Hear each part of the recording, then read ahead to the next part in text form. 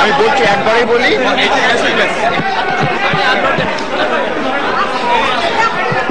আচ্ছা, আপনারা সবাই প্রশ্ন না করে আমি আমার যা বক্তব্য বলে যাই, তারপরে আপনাদের যদি কিছু প্রশ্ন থেকে আপনারা করবেন। আচ্ছা, বিসমিল্লাহির রহমানির রহিম। আমি আপনাদের সবাইকে ধন্যবাদ জানাচ্ছি। এই রায়ের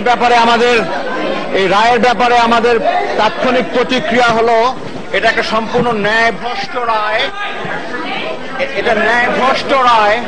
আমরা এই রায় অত্যন্ত ক্ষুব্ধ কিন্তু বিস্মিত নই। আমরা ক্ষুব্ধ কিন্তু বিস্মিত নই এই কারণে, সরকারের বিভিন্ন মন্ত্রী এবং জোটের নেতৃবৃন্দ অলরেডি রায়ের ব্যাপারে আগে থেকে যেভাবে ঘোষণা দিয়ে এসেছেন, তাতে আমরা মনে করি যে ওই ধরনের ওনাদের মন মানসিকতার একটা প্রতিফলন ঘটেছে আজকে। এবং আমরা কোনো অবস্থাতেই সুবিচার পাইনি এবং আমরা আপিল করব। আমরা মনে করি এটা একটা রাজনৈতিক উদ্দেশ্য প্রণোদিত রায় ছিল।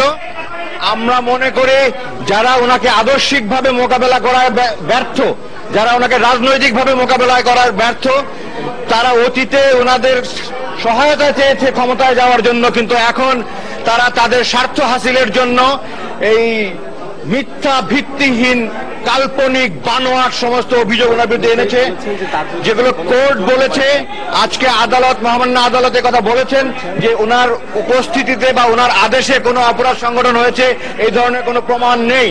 সুতরাং এই সমস্ত ওনার অক্সিলারি ফোর্স হিসাবে গঠন করেছে এবং সেনাবাহিনীর অধীনস্থ করেছে, তাদেরকে বাদ দিয়ে একজন বেসামরিক ব্যক্তিকে সম্পূর্ণ রাজনৈতিক উদ্দেশ্য প্রণোদিত হয়ে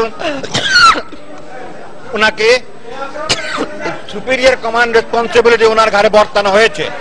এটা অত্যন্ত দুঃখজনক ব্যাপার। উনি পার্টির চিফ ছিলেন। উনি ওনার দল সুনির্দিষ্টভাবে কোনো কিছু করে তার প্রমাণ নেই। প্রমাণ আছে রাজাকার করেছে, আলবদর আলসামস করেছে, এগুলি বিতর্ক। উনি এগুলোর সাথে সরাসরি, প্রত্যক্ষ বা পরোক্ষ ভাবে কোন কমান্ড রেসপন্সিবল ছিল এই ধরনের কোন নজির নেই। অত্যন্ত দৃঢ়ভাবে বলতে পারি। গোলাম আজমের ছেলের বক্তব্য শুনলেন, যিনি তার পক্ষে একমাত্র সাফার সাক্ষী। তিনি বলছেন যে এখানে কিন্তু একটি বিষয় বারবারই উঠে আসছে, সেটি হচ্ছে যে সুপিরিয়র কমান্ড রেসপন্সিবিলিটি।